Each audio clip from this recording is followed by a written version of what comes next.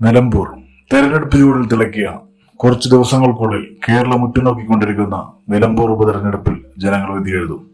UDF-നെ സംബന്ധിച്ചിടത്തോളം ഇത് അവരുടെ സെമി ഫൈനലാണ്. ഇടതുമുന്നണിയുമായി കൊമ്പുകോർത്തിന് ശേഷം PV അൻവർ രാജിവെച്ചതുകൊണ്ടാണ് ഈ ഉപതെരഞ്ഞെടുപ്പ് ഉണ്ടായിരിക്കുന്നത്. തമാശ എന്തെന്ന് വെച്ചാൽ ഇടതുമുന്നണി വിട്ട് UDF-ൽ ചേക്കാറാൻ ശ്രമിച്ച PV അൻവറിന് അതിന് കഴിഞ്ഞില്ല എന്ന് മാത്രമല്ല വീണ്ടും മത്സരിക്കുന്നു എന്നതാണ്. ഒരുപക്ഷെ കേരളത്തിന്റെ ഉപതെരഞ്ഞെടുപ്പ് ചരിത്രത്തിൽ ഇത്രയേറെ വിവാദങ്ങളും ചൂടേറിയ ചർച്ചാ വിഷയങ്ങളും ഉണ്ടാകുന്നത് ഇതാദ്യമായിട്ടായിരിക്കും. പെൻഷൻ കുടിശ്ശിക കൈക്കൂലിയാക്കിയിട്ടാണ് ജനങ്ങൾക്ക് നൽകുന്നത് എന്നായിരുന്നു KC വേണുഗോപാൽ നടത്തിയ ആദ്യ വിവാദ പരാമർശം. പെൻഷൻ വാങ്ങുന്ന സാധാരണക്കാരെ മുഴുവൻ അപമാനിച്ചു എന്നാണ് CPM അതിനെതിരെ വിമർശിച്ചത്. ദാരിദ്ര്യം കുറ്റമല്ലെന്നും പെൻഷൻ വാങ്ങുന്നവരെ പരിഹസിക്കരുത് എന്നുമാണ് M സ്വരാജ് ഇതിന് മറുപടിയായി പറഞ്ഞത്. പിന്നാലെ വന്ന KCB-യിലെ കരണ്ട് മോഷണവും പിന്തുണ വിവാദവും കോൺഗ്രസിന് തന്നെ തിരിച്ചടിയാവുന്ന കാഴ്ചയാണ് കണ്ടത്. ഏറ്റവും പുതിയ വിവാദം തെരഞ്ഞെടുപ്പ് കമ്മീഷന്റെ ഉദ്യോഗസ്ഥർ രാഹുൽ മാങ്കൂട്ടത്തിലും ഷാഫി പറമ്പിലും സഞ്ചരിച്ച വാഹനം പരിശോധിച്ചതുമായി ബന്ധപ്പെട്ടതാണ്. എന്നാൽ മുതിർന്ന നേതാക്കന്മാരെയും മന്ത്രിമാരെയും അടക്കം പരിശോധിക്കുന്ന വീഡിയോകൾ ഇപ്പോൾ മാധ്യമങ്ങൾ തന്നെ പുറത്തുവിട്ടിരിക്കുന്നു. പരിശോധനാ ഉദ്യോഗസ്ഥനെ നിനക്കുള്ള സർവീസ് പാരിതോഷികം ഞാൻ തരാം എന്ന രീതിയിൽ രാഹുൽ മാങ്കൂട്ടത്തിൽ അധിക്ഷേപിച്ച് സംസാരിക്കുന്ന തരത്തിലുള്ള വീഡിയോയും നവമാധ്യമങ്ങൾ പ്രചരിപ്പിക്കുന്നുണ്ട്. മുതിർന്ന നേതാക്കന്മാർ ഈ വിഷയത്തിൽ ഇടപെട്ടിട്ടില്ല എന്നുള്ളതും ഈ വിവാദവും കോൺഗ്രസിനെ പ്രതിസന്ധിയിലാക്കാനാണ് സാധ്യത. VS ജോയും ആര്യാടൻ ഷൗക്കത്തും തമ്മിലുള്ള സ്ഥാനാർത്ഥി തർക്കത്തോടെയാണ് UDF-ന്റെ ഈ ഉപതെരഞ്ഞെടുപ്പിലെ തുടക്കം. UDF-ൽ അത് പുതുമയല്ല, പതിവ് കാഴ്ചയാണ്. എന്നാൽ മറുവശത്ത് അങ്ങനെയല്ല. കുഞ്ഞാലിക്ക് ശേഷം പാർട്ടി ചിഹ്നത്തിൽ ഒരു സ്ഥാനാർത്ഥി മത്സരിക്കുകയാണ്, അതും M സ്വരാജ്. വാക്കുകൾ കൃത്യവും വ്യക്തവുമാണ്, ജനകീയനാണ്. അതുകൊണ്ട് തന്നെ കേഡർ വോട്ടുകൾ മുഴുവൻ CPM-ന് കിട്ടും എന്ന കാര്യത്തിൽ സംശയമില്ല. ആര്യാടൻ ഷൗക്കത്ത് നേരത്തെ ഇവിടെ നിന്ന് മത്സരിച്ച് തോറ്റതാണ്. എന്നാൽ VS ജോയ്ക്ക് ചെറുപ്പക്കാരുടെയും മലയോര ക്രിസ്ത്യാനികളുടെയും വോട്ട് നേടാൻ കഴിയും എന്ന് വിശ്വസിക്കുന്ന ഒരു വിഭാഗം കോൺഗ്രസിൽ തന്നെയുണ്ട്. PV അൻവറിന്റെ UDF പ്രവേശനത്തിൽ VD സതീശൻ ഉടക്കി നിന്നതും കോൺഗ്രസിലെ ചില മുതിർന്ന നേതാക്കന്മാരെ ചൊടിപ്പിച്ചിട്ടുണ്ട്.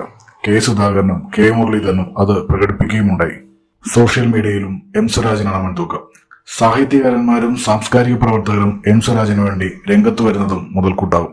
വഴിക്കടവ് മൂത്തേടം ലീഗിന്റെയും കോൺഗ്രസിന്റെയും സ്വാധീന മേഖലയാണ്. ലീഗ് അവിടെ കാര്യമായി പണിയെടുക്കുന്നുമുണ്ട്. എന്നാൽ കുറെ വോട്ടുകൾ PV അൻവറിന് അവിടെ നിന്ന് നേടാൻ കഴിയും. LDF-നെ സംബന്ധിച്ചിടത്തോളം അമരമ്പലം പഞ്ചായത്ത് അവർക്ക് ശക്തമായ പിന്തുണ നൽകുന്ന ഒരു പ്രദേശമാണ്.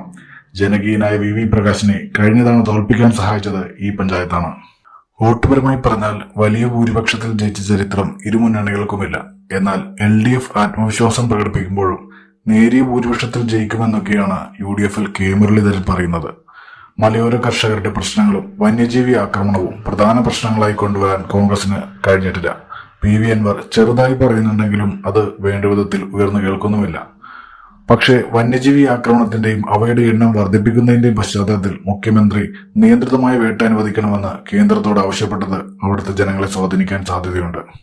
9 വർഷം കൊണ്ട് എന്ത് വികസന നേട്ടമാണ് കൈവരിച്ചതെന്ന് ചോദിച്ച് വോട്ട് ചോദിച്ചാൽ 34 വർഷം ഭരിച്ചിട്ട് ആര്യാടൻ മുഹമ്മദ് എന്ത് വികസനമാണ് കൊണ്ടുവന്നതെന്ന മറുചോദ്യം കേൾക്കേണ്ടി വരും.